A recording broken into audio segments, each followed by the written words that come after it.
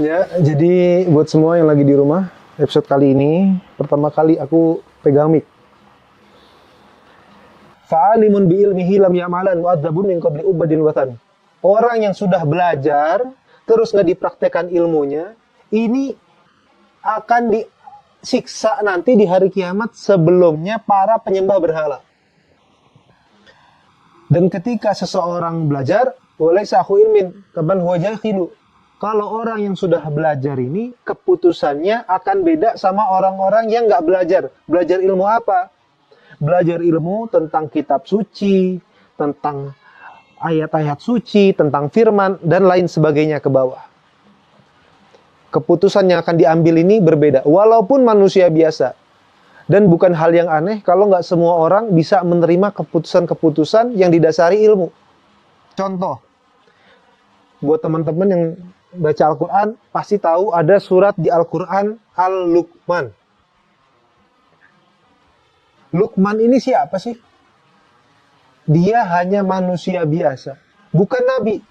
Tapi saking bijaksananya sampai namanya dia diabadikan di dalam Al-Quran. Nanti ada contohnya. Salah satu ilmu kebijaksanaan yang diajarkan sama Sayyidina Luqman Al-Hakim ini apa? Jangan terlalu cepat merespon kata-kata ataupun cacian. Dulu dia pernah mengajarkan kebijaksanaan ini ke anaknya. Dan Allah suka sama kisah dia, makanya Allah ajarkan ini kepada umat manusia ke bawah semua. Sayyidina Luqman Al-Hakim mengajarkan anaknya kebijaksanaan, dipanggil anaknya. Nak, yuk kita jalan, bawa keledai. Jalan, Sayyidina Luqman Al-Hakim sama anaknya naik keledai. Nggak dinaikin. Begitu jalan, manusia pada bilang, itu orang tua sama anaknya bodoh. Punya hewan tunggangan, nggak dinaikin. Kata Sayyidina Luqman Al-Hakim, nak dengerin kata mereka. Iya pak, denger. Dia jalan lagi. Mereka berdua naik, ini tunggangan. Orang bilang lagi, itu bapak sama anak luar biasa jahat. Hewan tunggangan cuma satu, dinaikin berdua. Kata bapaknya, dengerin. Kata anaknya, iya pak, saya denger. Luqman Al-Hakim turun, anaknya dong dinaikin.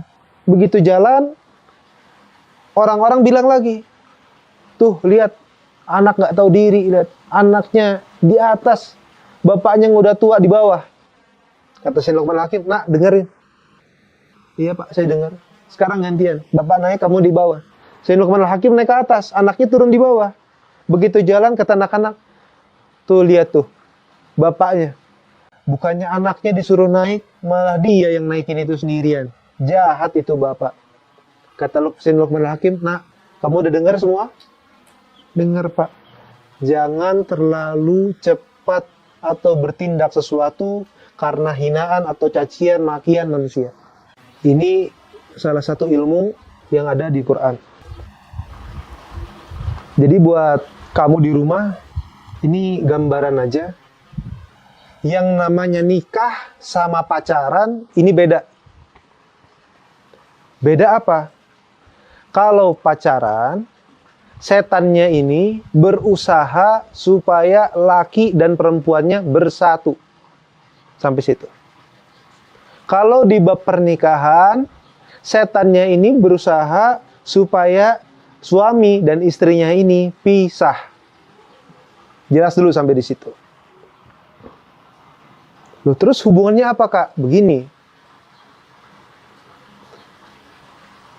Yang namanya setan dalam pernikahan ini luar biasa semangatnya.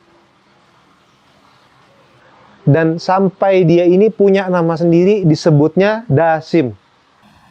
Pernikahan ini punya setan khusus. Kenapa setannya khusus? Karena setan itu, apapun kejahatannya, dia lapor ke dia punya raja. Fa'altu kaza wa kaza. Saya ganggu manusia begini dan begini. Apa kata rajanya? Ma sonata syai'an. Kamu ini nggak berbuat apa-apa. Lalu kata setan lagi, laporkan. Saya ini goda manusia dan tidak saya tinggalkan dia sampai yang namanya suami itu bercerai sama istrinya. Apa kata raja setan? Nah, bagus, sekarang baru kamu betul-betul punya jasa terhadap kerajaan kita. Saking tingginya pangkat setan ini kalau berhasil memisahkan antara suami sama istri. Jadi yang namanya Syekh Alatas ini kalau bertindak dalam pernikahan itu betul-betul hati-hati. Karena nikah ini ajaran syariat yang pertama kali turun dari surga ke bumi. Dan nikah ini merupakan ibadah yang durasinya paling panjang yang bisa dilakukan manusia. Jadi dalam pernikahan ini harus hati-hati. Sampai di situ. Jadi buat yang menyangka ibadah terlama manusia itu sholat itu sebentar. Subuh paling 5 menit. Zuhur 5 menit. Kalau nikah terus dari subuh terus sampai ke zuhur, terus sampai ke asar, terus sampai ke maghrib. Ini yang disebut nikah ini, sepakat para ulama, ibadah terpanjang manusia. Pembahasan dasim masih panjang, cuma karena waktu aku stop sampai di situ. Dan kali mudah-mudahan kalau ada waktu kita sambung lagi. Yang namanya dasim, setan ini dalam menggoda manusia, selalu kondisi setan ini lemah. Ingat, setan ini setiap mengganggu manusia, kondisi setan selalu lemah. Tapi kapan setan menjadi kuat? Kalau setan berkolaborasi. Kayak brand, kolaborasi jadi kuat. Setan juga begitu. Kalau kolaborasi dengan jabatan, dengan harta, dengan manusia, dia jadi kuat. Pembahasannya masih panjang. Dipersingkat lagi.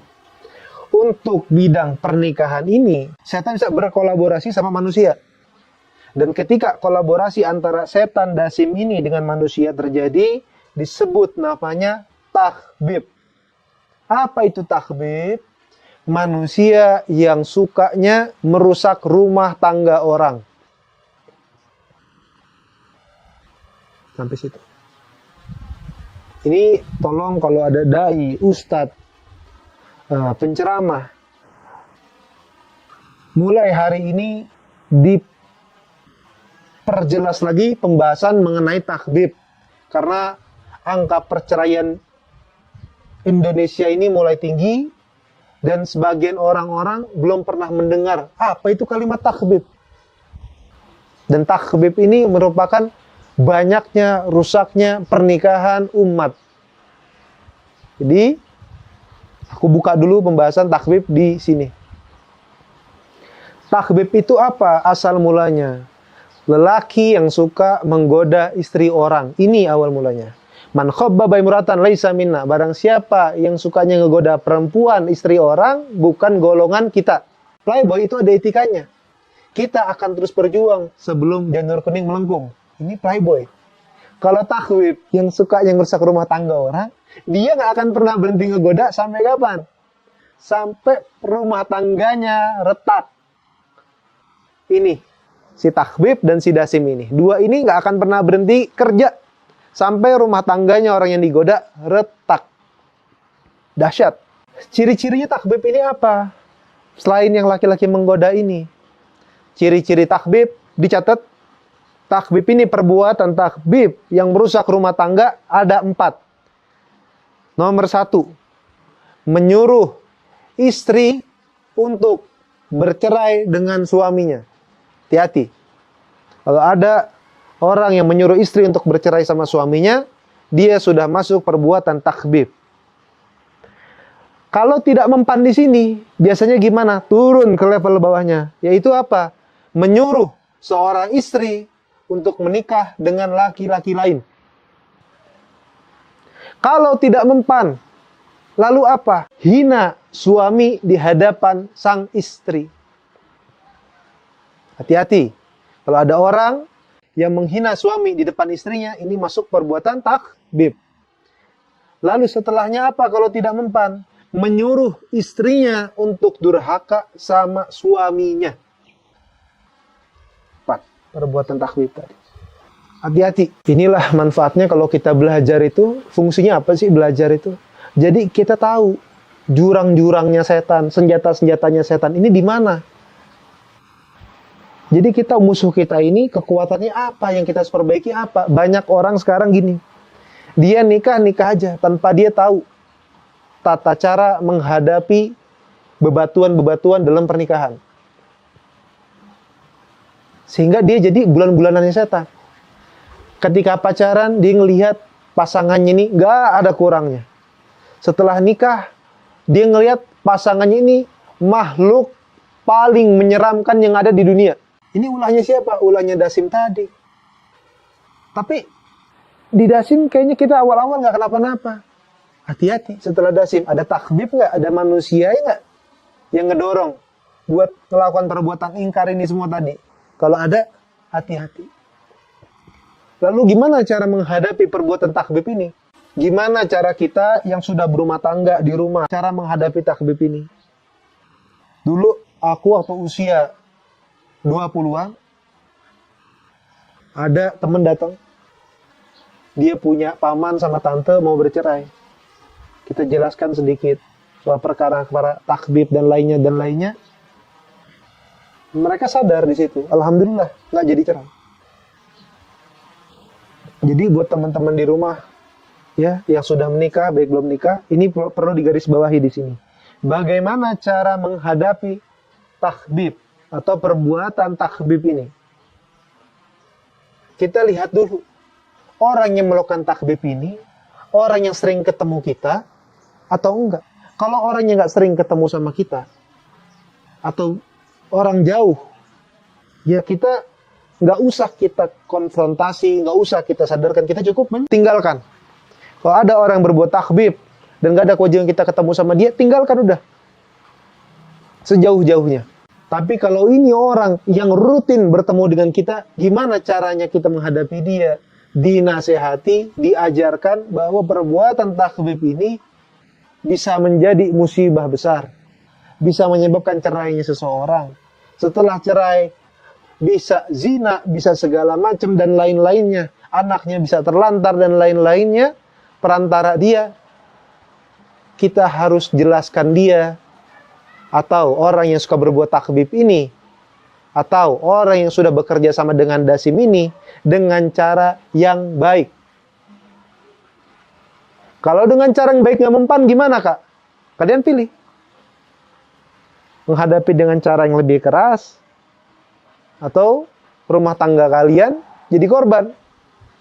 Kalian pilih. Dan yang namanya pemimpin rumah tangga, itu ibaratnya jenderal di medan perang. Kita itu kalau sudah buat keputusan, nggak boleh ragu. Kalau yang namanya jenderalnya, pemimpinnya ragu-ragu, rumah tangganya berantakan. Jadi kalau ada pelaku takbib yang bisa dijauhi, tidak usah didekati. Tapi ingat, orang pertama kali menyakiti kita, yang kita lakukan apa? Kita coba cintai dia. Kita coba suka sama dia dulu. Kita coba baikin dulu kalau orang menyakitin kita. Satu kali. Kita baikin, tetap kita disakitin. Kita pindah ke apa? Ke maklumin dia. Dah, jangan dianggap omongannya. Rasul begitu. Nggak usah dianggap, dilemparin kotor Rasul dia. Tapi kalau dibiarin dia nggak bisa, tetap kita disakitin, apa yang harus kita lakukan? Jarak. Hijrah. Jarak. Itu salah satu aturan hidup kalau kita mau senang.